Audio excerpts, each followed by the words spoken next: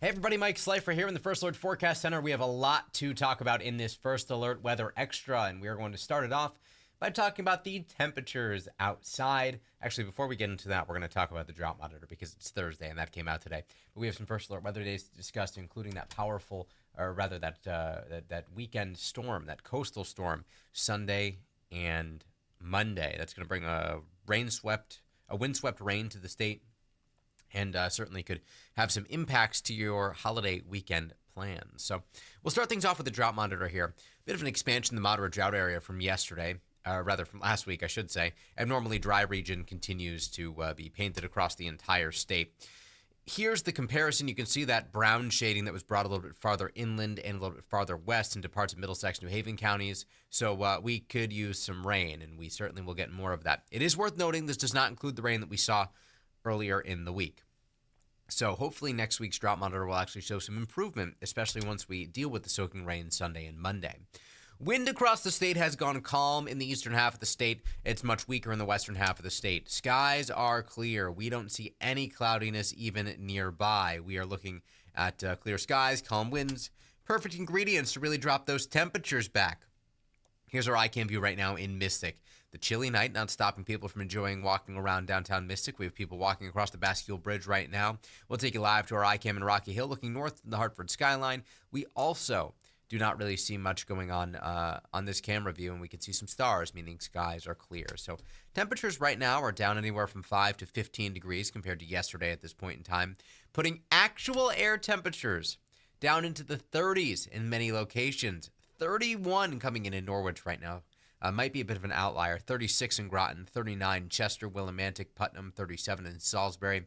Waterbury's 40 right now, 57 in Hartford, 44 in New Haven. So certainly chilly out there. Temperatures will keep on dropping and doing so quickly. We'll see many towns into the 30s over the next few hours, and some towns tonight actually dip into the upper 20s. Sharon, Goshen, Norfolk, 29 tonight. 30 tonight in Washington and Granby, 32 in Canton, 33 in Bristol and Southington, 30 in Ellington, Hebron, Storrs, and Tolland, 29 degrees, 31 in Plainfield and Danielson. We're going 30 in Salem tonight, 33 in Mystic, 35 in Niantic, 32 in Portland and Durham, 38 in Old Saybrook, 35 in Wallingford, 39 in Brantford and Milford, 37 in Sonia. So the risk for frost is a little bit less in the southwestern part of the state. Records could be challenged. 29 is the record low for the Hartford area. We were forecasting 32. Bridgeport's record 33, more likely to be safe as we're forecasting a low of 39. But the freeze warning is in effect pretty much throughout all of inland Connecticut. This will, of course, be our first freeze of the season, signaling the end of the growing season. Frost advisories are up for parts of the shoreline right now, too. Frost may be a little bit more patchy in, say, southern and southeastern Connecticut. Now, when we talk about these frost versus freeze conditions, frost can form when temperatures are 32 to 36 degrees. A freeze is typically 28 to 32, and for a hard freeze, we need 3 hours or more with temperatures at or below 28 degrees. So we're not expecting anything to be quite that hard of a freeze, but it is certainly going to be a cold night across the state, especially compared to where we've been. Again, perhaps challenging some of those record lows. We'll get close, and that is why tomorrow will begin as a first alert weather day.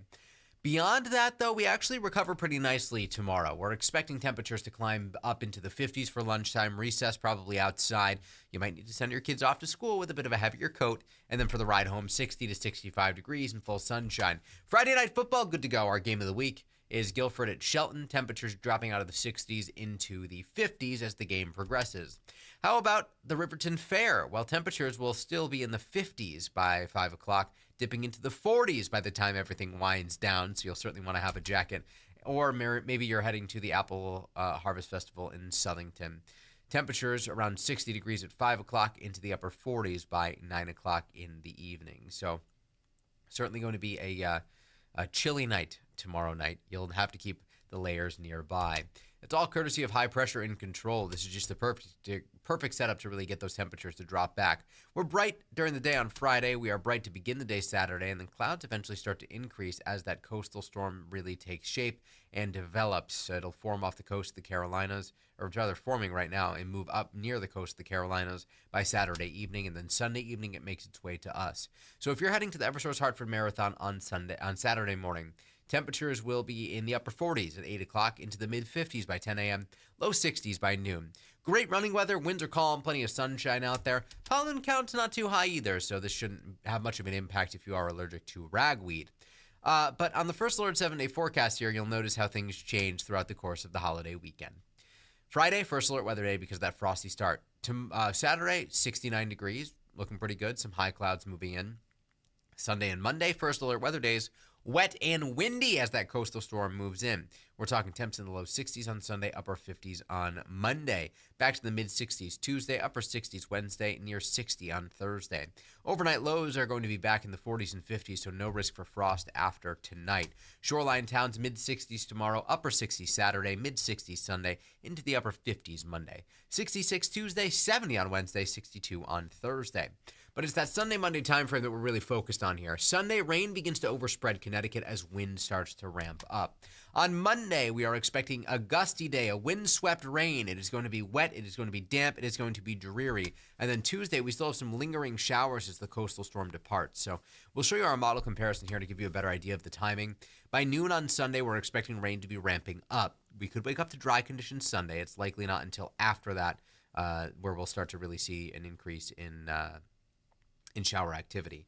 Now, as the day progresses on Sunday, we turn wetter, and that's especially true by late Sunday evening. 7 o'clock shown here. Both models are showing steady rain, if not even a bit heavy in some locations.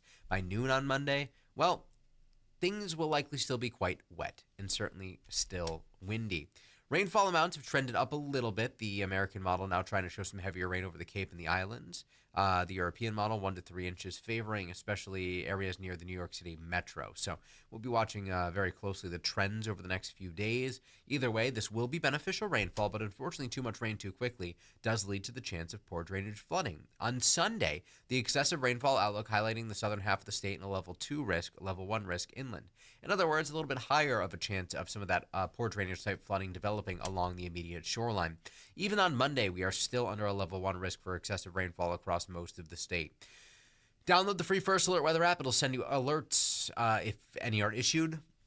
Updates based on your location. You can track any rain with the interactive radar. Here's the setup for the Sunday, Monday time frame. We have high pressure north of us, low pressure south of us moving up the eastern seaboard. And between these two, the wind really picks up because of something we call the pressure gradient. In other words, the bigger the pressure difference is between that high and that low, and the closer they get together, the stronger the wind will be.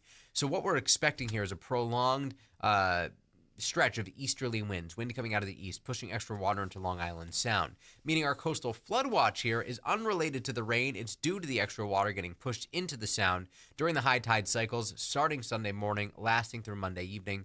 We could see 1 to 2 feet of inundation, so there is a bit of a coastal flooding risk. It's in those typical prone areas. Winds are expected to gust 30 to 40 miles per hour, and we are likely to see some power outages. We're thinking they're going to be isolated in nature at this point in time.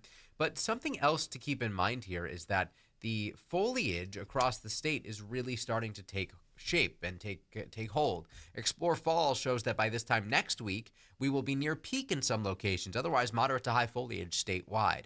And this is a bit of an issue. And the reason that's an issue is because with a prolonged period of gusty winds, we could see a lot of this foliage get stripped. Leaf drop will be a bit high Sunday and Monday. So by Tuesday, unfortunately, that could really impact the foliage season here in Connecticut. If you want to do some leaf peeping, Saturday might be the day to get it done.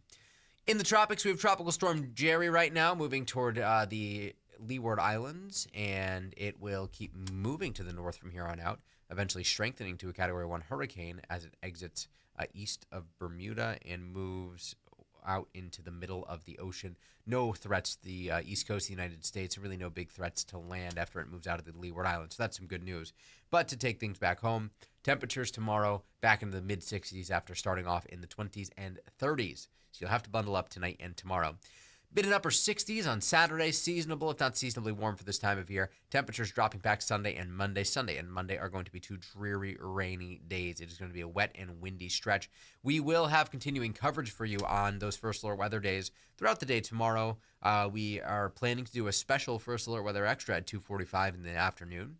Mark Dixon and I will be here to help sort of break things down as we get closer to the start of the weekend. We will also be live at the Southington Apple Harvest Festival. So if you see us out there, come over and say hello. Our next First Alert Weather Extra is 8 a.m. tomorrow morning, then again at 2:45, and then again tomorrow night at 9:30. You can always join us on the Wax. Actually, there is no 10 o'clock news on the Wax tonight, but you can join us on Channel 3 tonight at 11. We will hopefully see you then. Have a great night.